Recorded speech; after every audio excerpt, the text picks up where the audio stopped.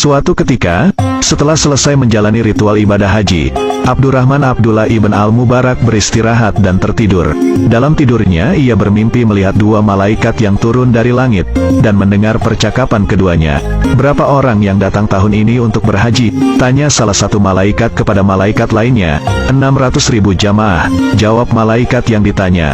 "Berapa banyak dari mereka yang diterima ibadah hajinya?" Tidak satu pun. Percakapan itu membuat sang Abdullah al-Mubarak gemetar. Ia menangis dalam mimpinya. Semua orang-orang ini telah datang dari belahan bumi yang jauh, dengan kesulitan yang besar dan keletihan di sepanjang perjalanan, berkelana menyusuri padang pasir yang luas, dan semua usaha mereka menjadi sia-sia, pikirnya. Sambil gemetar, ia melanjutkan mendengar percakapan kedua malaikat itu.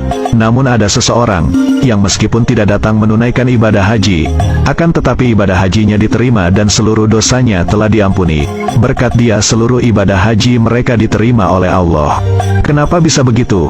Itu kehendak Allah. Siapa orang tersebut?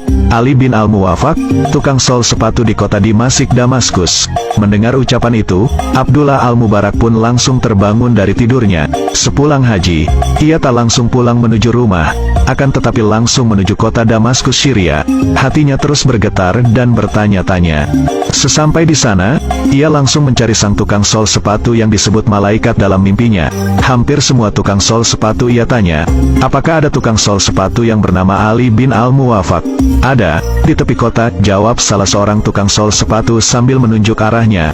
Sampai di sana ia mendapati seorang tukang sol sepatu yang berpakaian amat lusuh.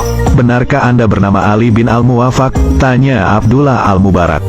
"Betul Tuan, ada yang bisa saya bantu? Saya hendak tahu, adakah sesuatu yang telah Anda perbuat, sehingga Anda berhak mendapatkan pahala haji mabrur? Padahal Anda tidak berangkat haji." "Wah, saya sendiri tidak tahu Tuan, coba ceritakan bagaimana kehidupan Anda selama ini."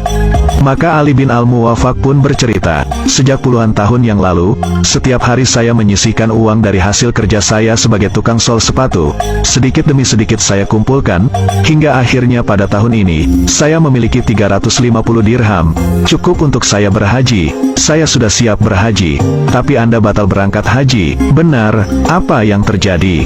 "Ketika itu, istri saya hamil dan mengidam. Waktu saya hendak berangkat, saat itu dia ngidam berat. Suamiku, adakah engkau mencium bau masakan yang nikmat ini?" "Iya, sayang, cobalah kau cari, siapakah yang masak sehingga baunya begitu nikmat. Mintalah sedikit untukku," pintanya. Kemudian saya pun mencari sumber bau masakan itu. Ternyata berasal dari gubuk yang hampir runtuh. Di situ ada seorang janda dan 6 anaknya. Saya mengatakan kepadanya bahwa istri saya ingin masakan yang ia masak, meskipun sedikit. Janda itu diam saja memandang saya, sehingga saya mengulangi perkataan saya, ungkap Ali bin al-Muwafaq. Akhirnya dengan perlahan ia mengatakan, "Tidak boleh Tuan, dijual berapa? Akan saya beli." "Makanan itu tidak dijual," katanya sambil berlinang air mata.